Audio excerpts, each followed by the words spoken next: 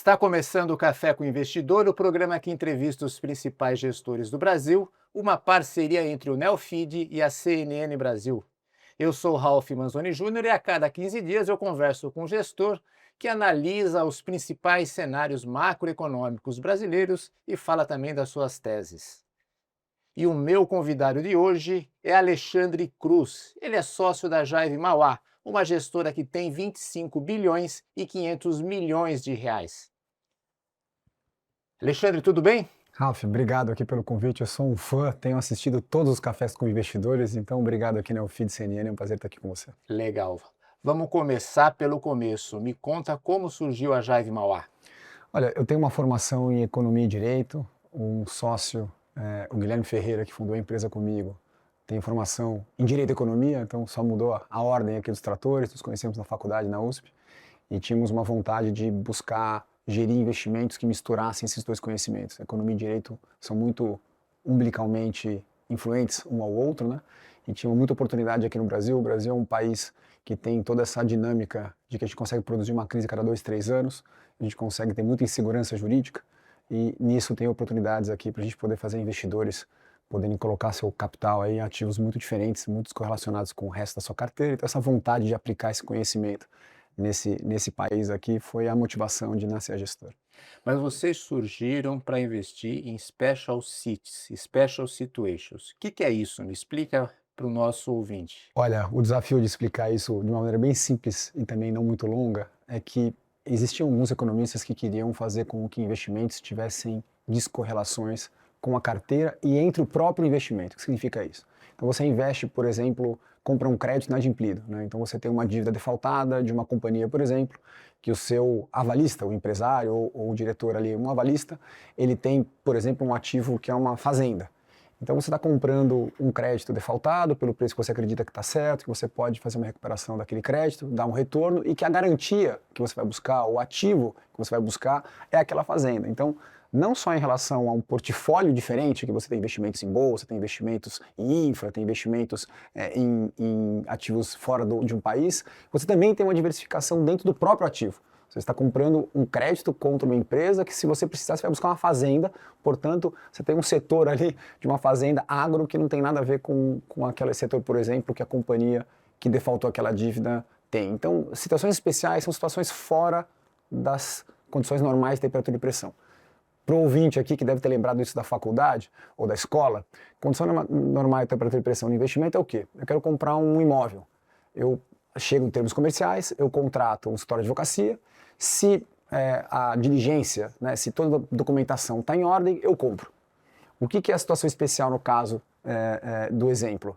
Olha, não veio, a documentação não veio toda adequada. Existe uma discussão de posse, por exemplo, existe uma discussão de um dano ambiental, existe uma discussão de uma dívida trabalhista que está penhorando parte do imóvel, mas não o todo, no sentido de valor, etc.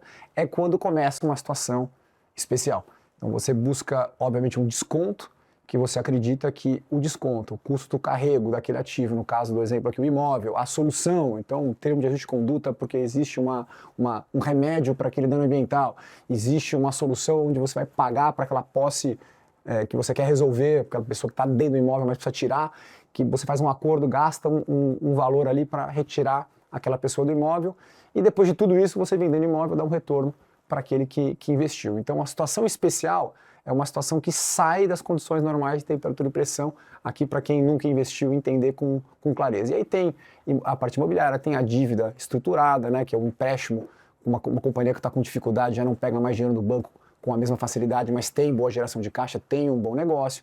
Tem o financiamento de litígio por definição, uma situação especial, né? Duas partes não encontraram uma forma de resolver o seu problema, foram até o judiciário. Então tem uma série de oportunidades que sempre são situações que estão fora da situação normal. Alexandre, pelo que você está comentando, atuar em situações especiais é um negócio mais para advogado do que para economista. Eu imagino que você deve ter uma equipe grande de advogados na gestora. Olha, precisa dos dois e precisa de outros também, né? Quando você tem uma situação dessas especial, ou seja, um crédito defaltado, um litígio que você está financiando, um imóvel com problema, uma reestruturação de dívida de uma companhia que passou por uma dificuldade, mas ainda tem um bom negócio, ele ainda parece viável se houver uma redistribuição aí das perdas em relação ao crédito que é impossível de pagar naquele momento, etc. Tudo isso, sem dúvida nenhuma, tem uma retaguarda jurídica, uma análise jurídica, a gente trabalha muito com os advogados e etc. Mas não pode esquecer que é um investimento e tem um negócio ali por trás. Então, eu diria que é uma boa combinação entre análise de investimento, às vezes, dependendo do caso, engenharia, arquitetura, litígios que têm temas específicos, então precisam de especialistas específicos, mas o grupo que a gente trabalha é um grupo que mistura bastante economista e advogado, você está certo. Alexandre, então me explica uma coisa. Está claro que nessas situações o risco de um calote é grande. Não é fácil, imagina, investir nessa espécie de ativos para obter um retorno e ainda você tem um risco de não ter esse dinheiro no final do dia. Como você faz para analisar esses investimentos, para tomar uma decisão para fazer esse investimento? Olha, eles são muito diferentes, né? Então, eles têm princípios parecidos, mas dependendo do tipo de investimento de situação especial, a análise muda bastante, né? Então, em essência, ela é uma situação especial e você tem que se perguntar por que eu devo fazer, por que parece barato, né? Então, às vezes você está comprando uma dívida com desconto, mas será que aquele preço ele é adequado, né? Às vezes você está fazendo um empréstimo novo para uma companhia que tem dificuldade em pagar as suas dívidas por várias razões, podem ter sido erros de gestão, pode ter sido um cenário macro que mudou, o Brasil muda muito a regulação, uma dinâmica geopolítica, né? A gente teve muito agro sofrendo com guerra na Ucrânia, quando os insumos ficaram caros, alguns insumos, depois teve plano de commodity, principalmente com menos crescimento da China. Então, a primeira pergunta é sempre por que devo fazer e por que esse preço parece fazer sentido. A segunda coisa, que eu acho que é muito importante, é que a gente precisa colocar o pior cenário na sua frente. Eu acho que o exercício de analisar investimentos em situações especiais, ele é um exercício de, será que eu estou enxergando o pior cenário?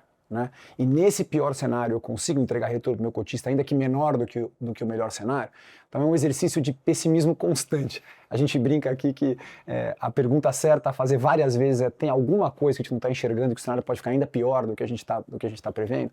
Então se fala muito não, como todo processo de investimento se fala muito não, mas acho que a principal razão que nós, quando analisamos investimentos estressados, investimentos em situações especiais, é quando a gente entende que o pior cenário ele faz o nosso cotista perder dinheiro. E é claro que isso é a análise individual de cada investimento, mas principalmente de uma análise de portfólio, onde a chance de tudo dar certo é zero e tudo errado é zero também. Então, se você fizer a análise correta, você provavelmente vai chegar no retorno alternativo interessante, que para o investidor faz sentido, principalmente porque é algo que não tem muito a ver com o resto dos ativos que a gente chama tradicionais aqui de investimento. Mas, por outro lado, quanto pior é melhor para vocês? Olha, essa é uma pergunta que sempre se faz, né? Eu acho que é um investimento que ele não é necessariamente acíclico, no sentido de que se existe uma crise, é a hora de você investir. É o que a gente gosta de colocar aqui na mesa, que lembra que eu comentei do exemplo da fazenda?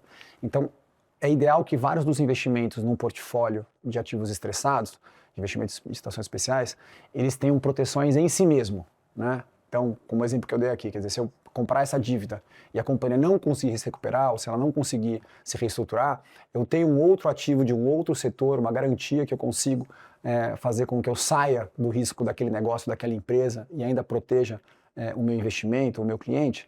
Se a resposta é sim, aumenta muito a chance da gente fazer esse investimento. Do ponto de vista macro, o quanto pior, melhor, depende muito do tempo que você vai fazer o investimento. Se a gente não está no final de uma crise, você pode ser um pouco precipitado. Vamos imaginar aqui, eu não imagino que isso vai acontecer, mas vamos imaginar aqui situações como a Argentina, como Venezuela, né? Se você tem crises prolongadas. Então, dependendo do momento que você faz um investimento, se ele não tem essa proteção intrínseca naquele próprio ativo, como exemplo da fazenda, na dívida defaltada do que a gente comentou agora há pouco, se você não tiver no final da crise, você vai ter um custo de carrego, ou na hora que você vai liquidar essa fazenda, ou liquidar outro ativo, ou a chance daquela empresa se recuperar, ela piora, porque o cenário piorou. E tem um critério que é um critério importante, que é juro, né? A gente olha PIB, olha outras coisas, inflação, etc., mas o juro acaba comendo bastante, porque a referência de um investimento é o ativo seguro, né? É aqui o tesouro, por exemplo. Então, quando o juro está bastante alto, você precisa entender muito se está na hora de fazer um investimento, se a gente vai ter uma estabilidade. Não é necessário que esse juro caia, né? Se a gente investir em ativo estressado, em situações especiais, e o juro cair, ajuda muito, você vai para o cenário ótimo. Mas o ativo estressado, o investimento em ativo estressado, ele precisa dar retorno adequado mesmo num cenário de crise. Então, sendo objetivo aqui, quanto pior, melhor? Não necessariamente. Agora, vocês não investem apenas em ativos estressados, vocês começaram há algum tempo um processo de diversificação. Vocês têm fundo imobiliário, têm crédito, entraram recentemente no agro, previdência. Vocês investiram numa série de classes de ativos que não são necessariamente esse cenário de que precisa estar tendo problema financeiro. Por que essa diversificação? Ralph, existem, né, histórias e histórias diferentes de negócios, de gestoras. A gente estava aqui conversando sobre a própria história da Neofeed agora há pouco, né? Eu acho que, em primeiro lugar, o exercício de fazer ativo estressado, o investimento em situações especiais, que era a nossa decisão de início, o que motivou o início da gestora, como você bem falou, ele mostrou para nós, no exercício de comprar tudo aquilo que deu errado, tudo aquilo que não está nas condições normais de temperatura e pressão, um exercício muito rico de repertório do que não fazer, né? E especialmente quando você fala de crédito. Então, para nós, depois de alguns anos, ficou muito claro que a gente tinha um diferencial, que a gente tinha um repertório, a gente tinha uma tecnologia de recuperação de crédito, mas principalmente de evitar que aquele crédito defaultasse. Então, vamos dizer assim, a fruta baixa, o passo sem sair do nosso tabuleiro era dar crédito, né? E dar crédito que a gente chama de high yield, ou crédito mais caro para situações de empresas que já tomaram ou não têm mais capacidade de tomar nos incumbentes, nos bancos tradicionais, aqui no Brasil. Legal, Alexandre. A gente vai agora para o quadro Comprado ou Vendido.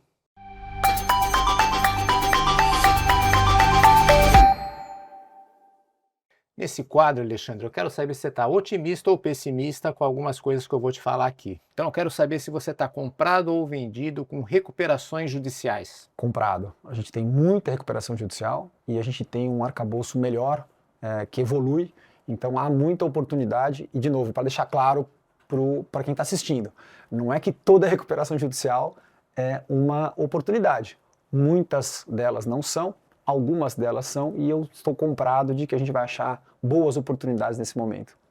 E você está comprado ou vendido com o mercado de energia?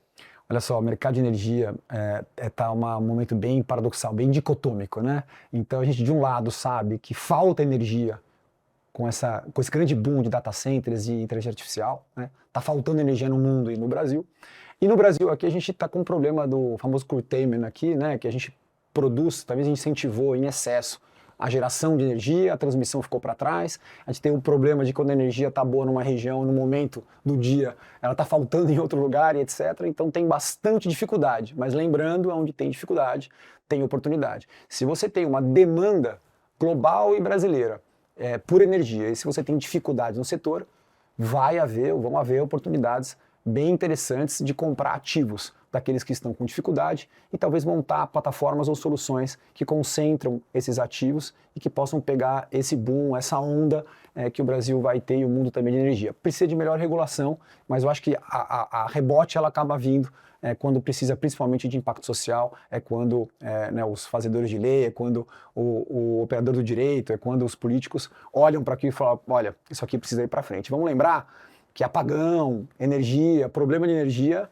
é algo que incomoda qualquer governante, né? Qualquer que seja. Sim. Então, é possível aqui com cautela que a gente consiga ter uma combinação muito boa de uma oferta que vai acompanhar essa demanda enorme e alguma movimentação de regulação que vai ajudar bastante esses investimentos a viabilizarem. Alexandre, eu vou ter que dar uma parada para chamar o intervalo.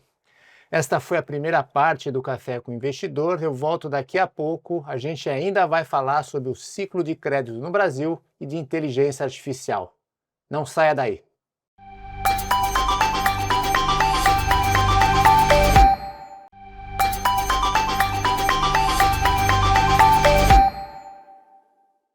Estamos de volta com o Café com o Investidor. Eu converso com Alexandre Cruz. Ele é CEO da Jaive Mauá. Nesta segunda parte do Café com o Investidor, eu vou falar com Alexandre Cruz sobre o ciclo de crédito no Brasil e também sobre inteligência artificial. No final tem o quadro Bate-Bola. Alexandre, você comentou comigo que está comprado, ou seja, otimista com recuperações judiciais. Quando a gente olha para o balanço dos bancos brasileiros, todo mundo está aumentando as suas provisões para o crédito duvidoso. Isso significa de que o risco de inadimplência está bastante alto, como você já comentou aqui no programa. Como que está o ciclo de crédito no Brasil nesse momento? A gente vai passar por um momento difícil nessa área?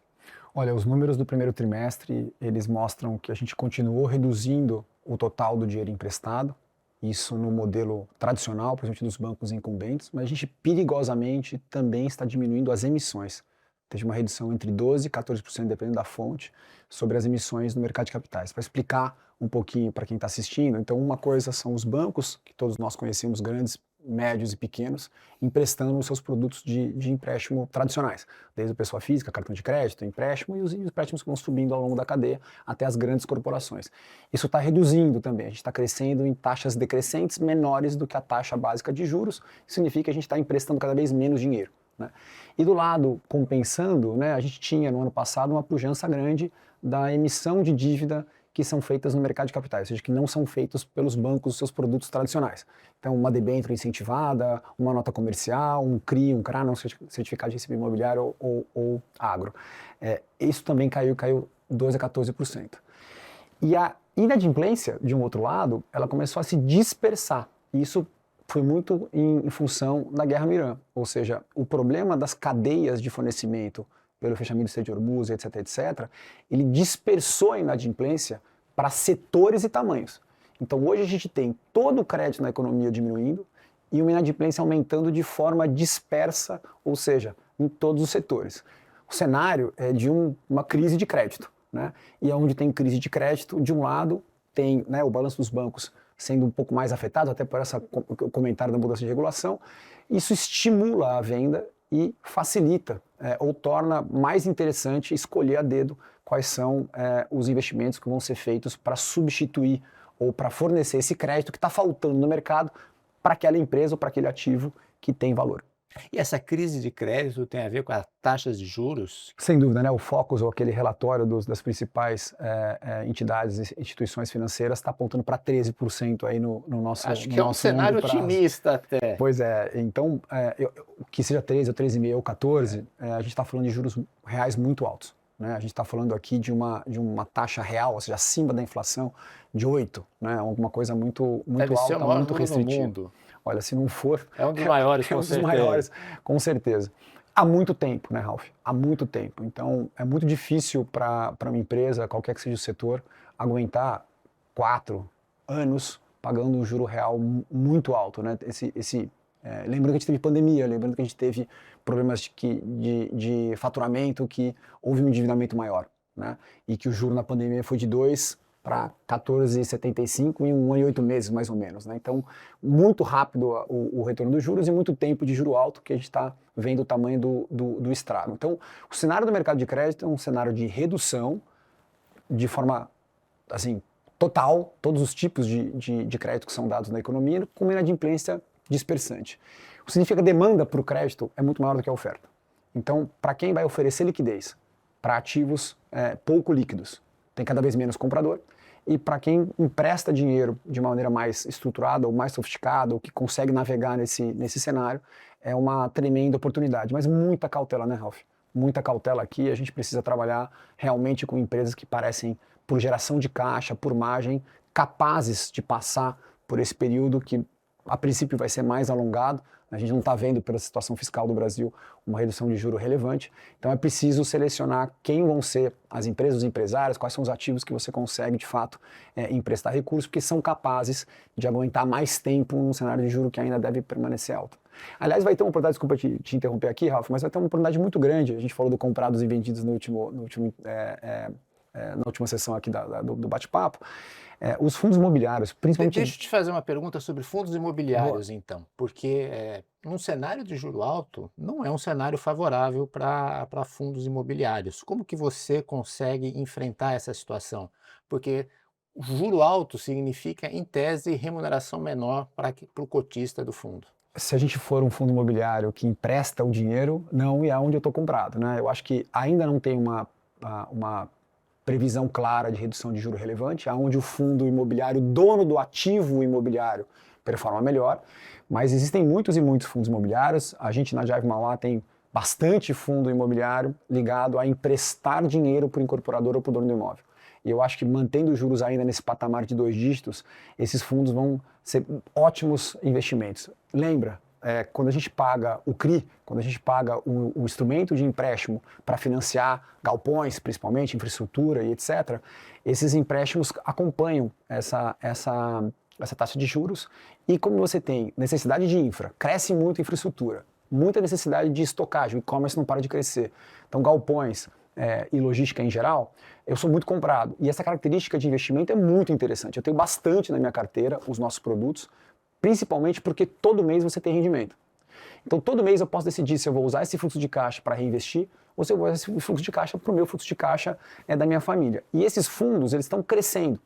Quando a gente tem crescimento quando você tem os juros baixando um pouquinho e esses fundos podem emitir e captar, aumenta o patrimônio desses fundos, portanto dilui qualquer dependência de algum inquilino específico para pagar, o dono de ativo para pagar esses empréstimos e principalmente aumenta a liquidez desses ativos na média na bolsa. Ou seja, eu posso sair, eu posso vender as cotas no secundário com ainda mais liquidez.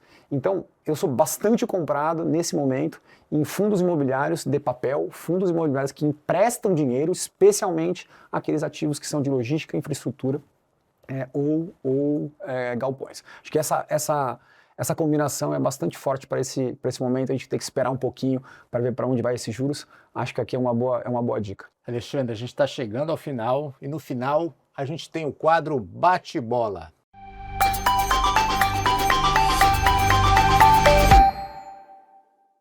Nesse quadro, Alexandre, perguntas e respostas rápidas, vamos falar sobre inteligência artificial. Então eu quero saber, você usa a inteligência artificial todo dia e para que você usa? Todo dia, praticamente o tempo todo. Eu acho que a inteligência artificial ela tem uma ressignificação do nosso papel cognitivo, né? A gente vai ter mais ferramentas que podem nos dar informações. Como eu uso para organizar o meu dia. Eu tenho um agente básico que ajuda a olhar os e-mails urgentes e o que eu deveria, na opinião dele, responder primeiro. Eu uso muito para resumir arquivos que eu recebo. A gente usa na Jive Mauá para fazer underwriting, uma análise de investimento, como olhando todas as gravações que a gente tinha. Isso foi uma boa coisa, a Rafa, a gente estava conversando um pouquinho sobre isso. Em 2020, a gente fez com que os nossos encontros para debater e decidir se vai investir ou não vai investir fossem após as equipes de análise de investimento gravassem, compartilhassem tela em qualquer ferramenta, Zoom, Teams ou o que for, aquela apresentação. Então nós nos encontramos só para debater e decidir. Lembrando que tem aquele livro do Daniel Kahneman, que foi o primeiro prêmio Nobel dado por um não economista, um psicólogo, 2000, 2001. Um dos livros dele que ele fez recentemente, uns 3, 4 anos, é o noise, né? É o ruído. Que é, poxa, se o seu time de futebol perdeu, você em Copa do Mundo, né? Perdeu no domingo, você toma uma decisão pior ou mais mal-humorada no dia seguinte. Como é que você evita esse tipo de coisa, né? Dormir com o assunto, voltar no tema, né? Normalizar o seu processo de decisão. O AI ajuda muito a gente a repassar tudo que foi gravado desde 2020 e ajudar que as análises e as decisões de hoje sejam feitas sem esse ruído, né? Nos investimentos. E qual a sua ferramenta preferida de IA? Hoje é o Claude. Você usa o Claude para quê exatamente? O Claude, ele fica aberto na minha máquina aqui e todas as vezes que eu vejo que tem alguma coisa muito, muito longa para analisar, eu peço para o Claude me resumir. Agora é importante, pessoal, dá para confiar em IA? Ainda não. Então a gente precisa ser muito, muito questionador das fontes. Tem muitas formas de você pedir para o Claude, ou para o Grok, ou para o ChatGPT, ou para qualquer um que você usar, me diga as fontes, né? E quando você vai tomar uma decisão, você precisa checar a fonte. Então, se você tá pedindo mais do que um resumo, você está pedindo uma análise de algum tema, você precisa primeiro pedir para ele mostrar suas fontes, e segundo, você precisa pegar essas 2, 3 fontes e ver se não teve algum erro, alguma alucinação, alguma interpretação errada. Então, você não acredita 100% nas respostas de IA? Eu não tomo decisões baseadas nas análises de AI de jeito nenhum. Poxa, usa muito mas com cuidado. Exato, é uma ferramenta. Não é a solução de todos os problemas e não é muito menos ela não substitui o julgamento e a análise do ser humano. Eu acho que, por enquanto, o que a gente tem é um excelente ganho de produtividade, mas é o famoso trust but verify. A gente precisa, de fato, checar as fontes. Tem que lembrar que as linguagens estão em profundo aprendizado, você tem pela computacional na história, e as fontes que são usadas são decisões baseadas naquelas linguagens. Então, podem ser fontes que você mesmo ou não confia ou que você não concorda. Então, é uma ferramenta muito poderosa, desde que a gente lembre que a decisão continua sendo de um ser humano. E Alexandre, para finalizar, todo mundo tem uma frase ou um mantra que leva para a vida. Qual que é a sua frase? O que te trouxe até aqui não é o que vai te levar até o próximo ponto. Alexandre, muito obrigado por participar aqui do Café com o Investidor. Obrigado, Ralph. Nosso papo acabou, eu conversei com o Alexandre Cruz, ele é CEO da Jive Mauá. Este foi o Café com o Investidor, eu te encontro daqui a 15 dias no CNN Money. Até lá!